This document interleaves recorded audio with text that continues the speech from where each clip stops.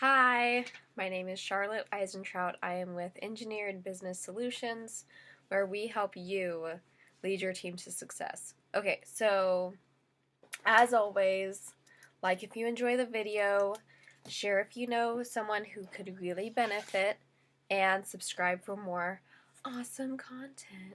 Okay, and check out ebsarizona.com for more information about our services. We have some really awesome upcoming courses, and we do one-on-one consulting for leaders in business.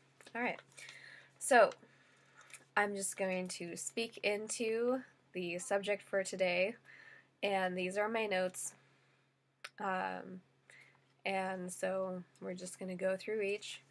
So the humbled leader.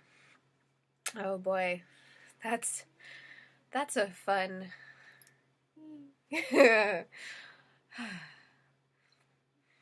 That's a fun experience, being humbled.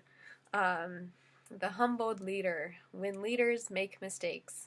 So that is the main idea for today in terms of so when leaders make mistakes, what do we as leaders need to do in order to move past those mistakes, own them, and be more wise and whatever as we move forward in our business, right? So that as we're taking action, we know that we're taking the right action because we've learned from our past, right? And taking ownership of the mistakes that we make and how it is that can actually make us even better leaders, really. Sort of move into some of that vulnerable states and own our mistakes and be able to still present it in a way that other people can say, I still want to follow this person. Or even as a follower, I still want to be led by this person, right? Because you can, both are very important, and both are skills that we have to have, both as a leader and a follower. So anyway, but as a leader, when we are humbled, we must process the mistake to learn what to do or what not to do next time. A lot of the times we go to school and we're taught about how to do our work, and we are often put into teams, but very rarely do we ever really have education on what makes a good team, what makes good leadership, what makes good followership, and how do we really know how to move forward. And especially if you're a leader, you need to be constantly improving yourself, constantly staying on the ball about life, or whatever it is that you when you're leading a team, you need to stay on the ball of what is happening in and around your team, right? But as a leader, sometimes we make mistakes. We are human. We are not perfect.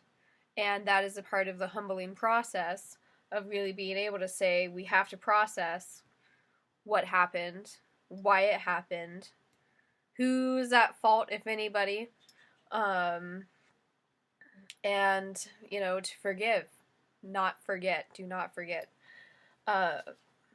So as a part of this process, you have to humble yourself as a leader enough to realize that a mistake was made. That's usually number one, right? It's if we have a problem, we have to actually, if we want to fix our problem, we have to recognize that there's a problem to begin with, right? And then we sort of move through a kind of series of steps so that then once we find a solution, we are fairly confident in the solution that we've created. Number 3, humble yourself and consider exactly who and why made the mistake, and again, if anyone, and if there's any why. Sometimes there's not a reason why, but people, everybody has a motivation. Everyone has an agenda, As a leader, you have an agenda.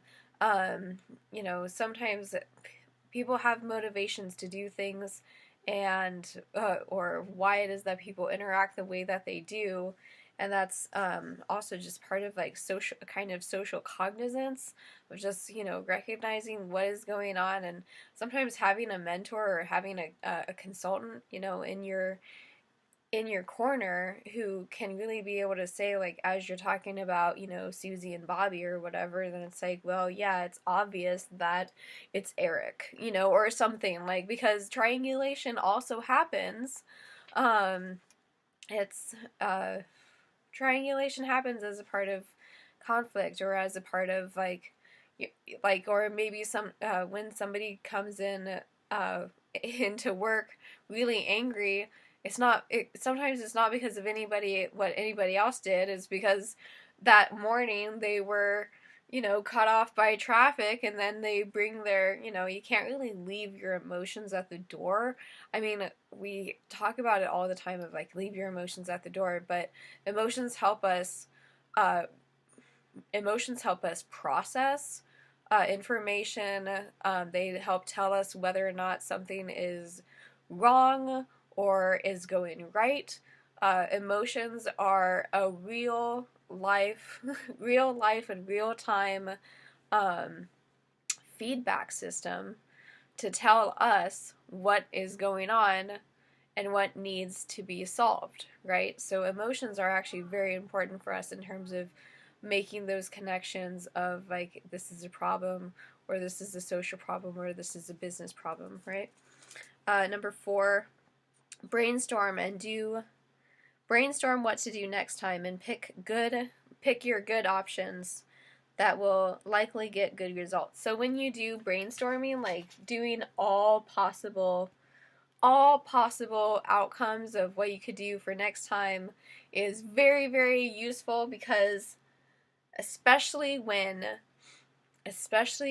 you are when you're brainstorming the stuff, the ideas that are really, really terrible, and you write them down, or you say them in an audio, if you like doing the audio diary of brainstorming. But yeah, just saying some of that stuff out loud, it's like, wow, that sounds so crazy. Maybe this thing that I otherwise would have done, now I'm not going to do, because writing it down or saying it out loud just sounds so weird. Like, it doesn't make sense anymore, right? Because sometimes our pride gets in the way, and our ego gets in the way, of being able to humble ourselves and say, yes, there was a mistake that was made, and yes, I had a huge involvement in it. You have to humble yourself, and your ego and your pride, like like it's like you have to do a temporary delete on the ego and on your pride in order to humble yourself and be able to say, yes, I made a mistake, and yes, I had a huge involvement in it. Um, it is not fun at all to say that you made a mistake. That is okay. It is perfectly okay to have the emotional resistance to recognizing that there was a mistake and to finding solutions to these challenges. It's perfectly normal to do that. And humbling yourself is a part of the process, most definitely, of being able to say, yes, I can improve myself, and I can improve my business, and I can recognize that I made a mistake. And the more, going through all of the emotions that have to do with recognizing that you made a mistake. I mean, humbling yourself is not a fun process by any means. I'm not saying that it's like enjoyable. I don't like being humbled. I don't like being humbled as much as the next person. But it's still something that has to be gone through if you want to make significant change and improvement. Um, and if you don't want to make the same mistakes again, you have to recognize that a mistake was made in the first place, and then to go through that process strategically and realize what should be done instead, right? Um, So, and again, like picking the good options, right? Picking the stuff that's gonna bring about the best result. You know, not always, like it's like if I do A, then B will happen, or but you can't always control other people's reactions. So as you're brainstorming, recognize that recognize how much you have to contribute. You can only contribute in any conversation 50% of the time. The other 50% is on the other person. In any conversation that you're having with two people, you can only contribute up to 50%. You are not 100% girl that or boy, because that is not how conversations go. Like you can do it's like you can work 100%, but in a conversation, it takes two to tango, man. It takes two to tango.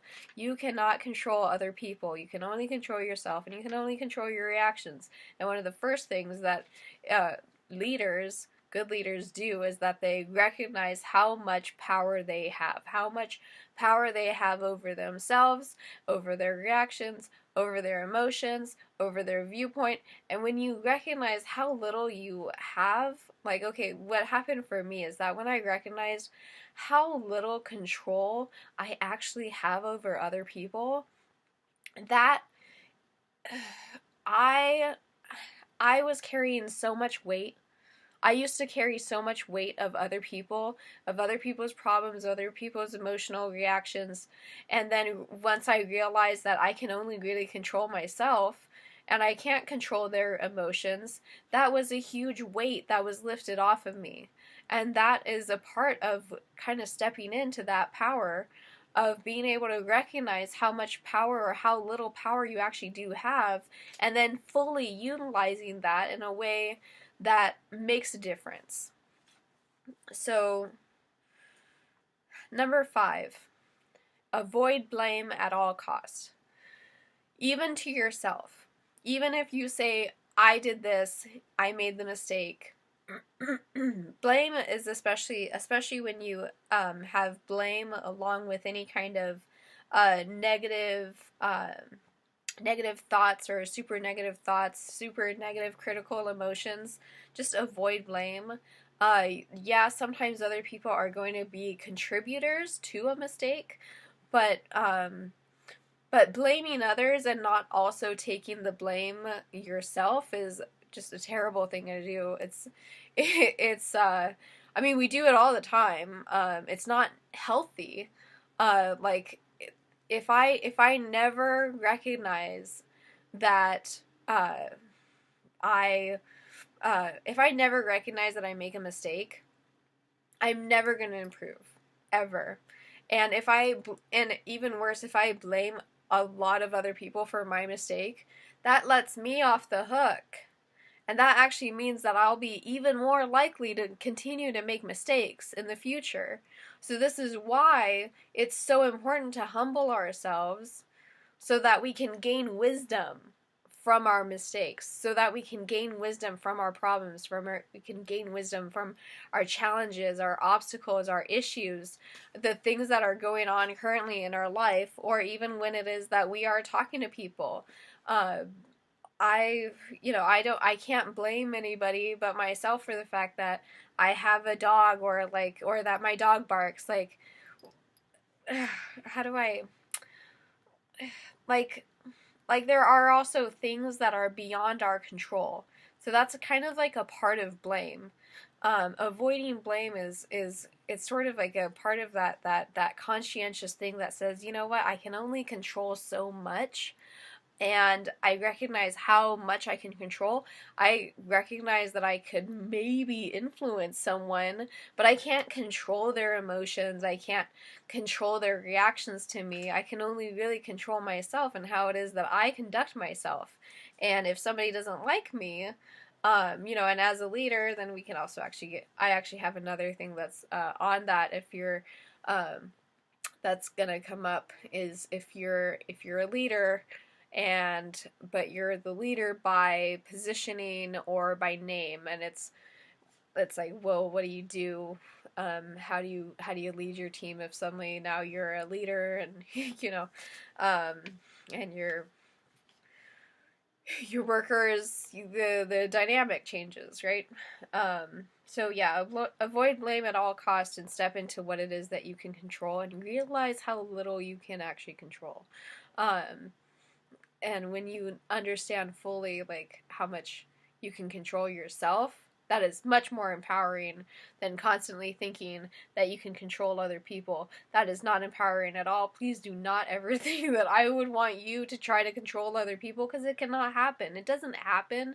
You can influence people, you can ask good questions, you can, get people to want to do something that you also want them to do, strategically and everything like that, but you can't really make other people do things. I mean, unless you're somebody in like a high stress situation, or like there is a point where it is that obviously we could go into the whole philosophy of like there is the point where yes, somebody could possibly make you do something, but uh, but for now we're just gonna mostly assume that we can only really control ourselves.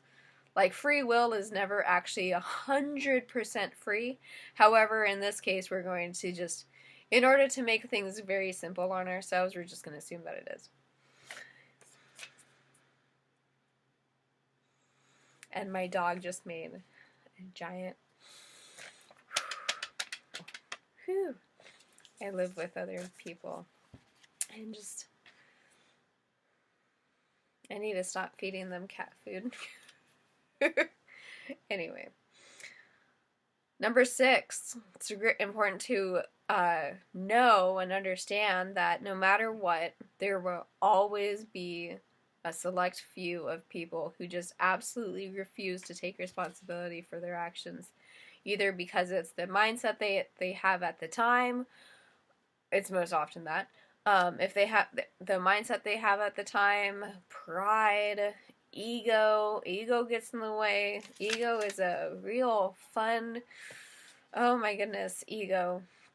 I have a really good book by Ryan Holiday called Ego is the Enemy, and I highly recommend it. So, free free marketing.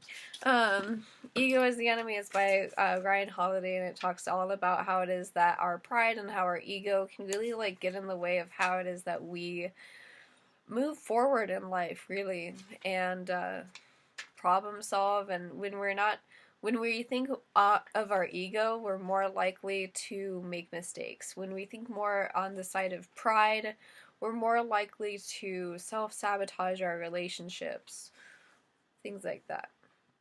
Number 7, remember that ego is your enemy. Oh, hey. What were we just talking about? Okay.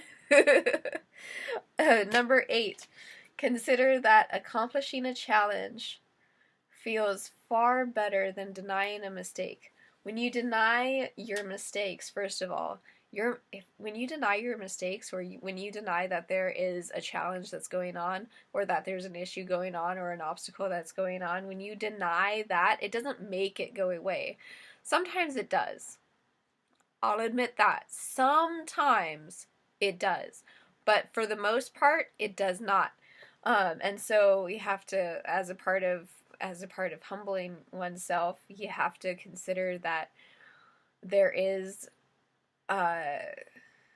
things that we don't want to talk about, or we don't want to think about, that has to be thought about and done something with, so that they're no longer issues, and they're no longer things that make us things that make us anxious or frustrated.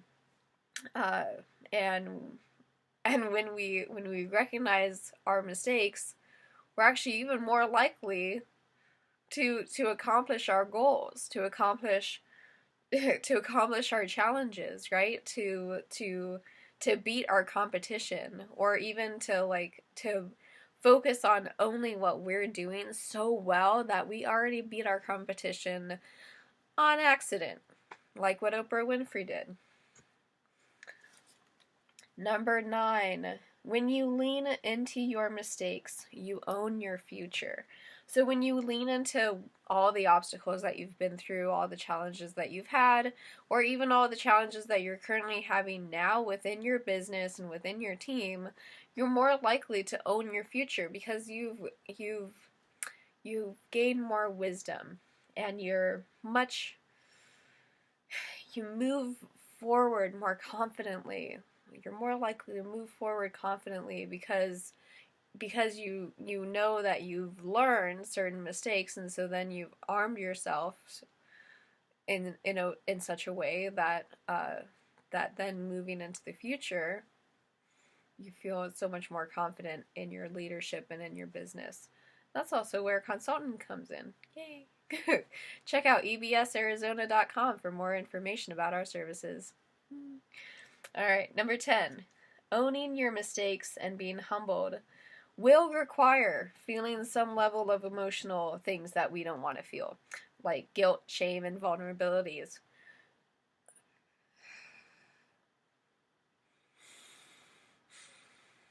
I don't know about you again, but I don't like feeling guilt or shame, or vulnerability.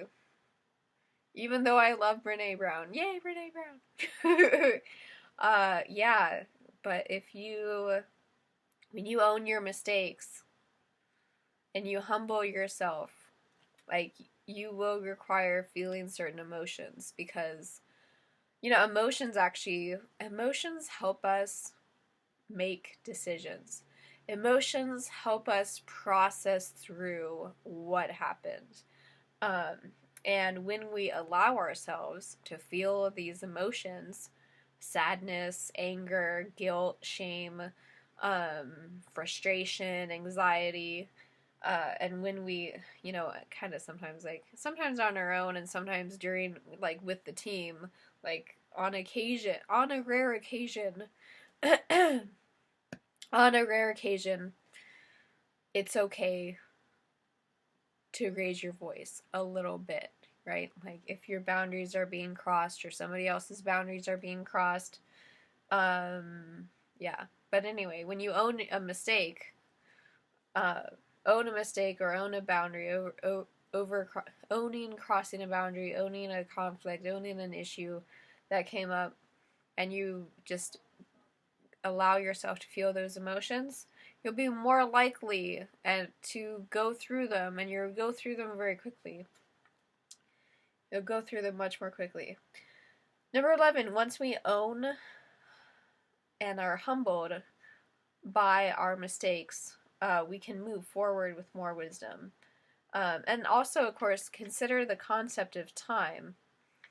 The sooner you realize your mistakes, the sooner you solve your issues. So the sooner you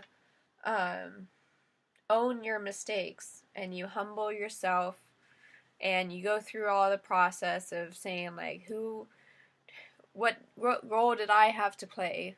What role did other people have to play? What was the real mistake? Why did it happen? What can we do better next time? The more that you humble yourself and just own it and go through that process, the sooner you solve your issues, and the sooner that you complete your goal, or you overcome that obstacle, or you just simply, again, like, you own your mistakes. You own your mistakes when you know that you made a mistake.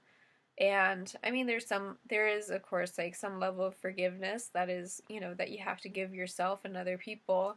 And forgiveness is not necessarily saying that it was okay that it happened, but it's really about, I think forgiveness in a lot of ways is really about letting go of those negative emotions by allowing yourself to feel them, and allowing yourself to go through the 5-step process of emotion, blah blah blah, or just simply allowing yourself to feel those emotions and get to the point of acceptance. Humbling is not fun. Humbling is not a fun experience, but it is absolutely and completely totally necessary to move forward in any area of your life, whether leadership or followership or anything else. Owning our mistakes so that then we can improve ourselves for the future is absolutely critical and very key just to growing up, right? But especially as leaders, or as, I don't know about you, I went to school for 20 years. And while it is that I I didn't have great grades because I I like to say it's because I was pragmatic. I was like a C average student, because I was also a very, very social person and blah blah. It doesn't really matter anyway. But my grades, I really don't feel like my grades matter as much as all the things that I've learned from school. Like, I still learn things from school. I just didn't feel like I needed to prove it to my teachers.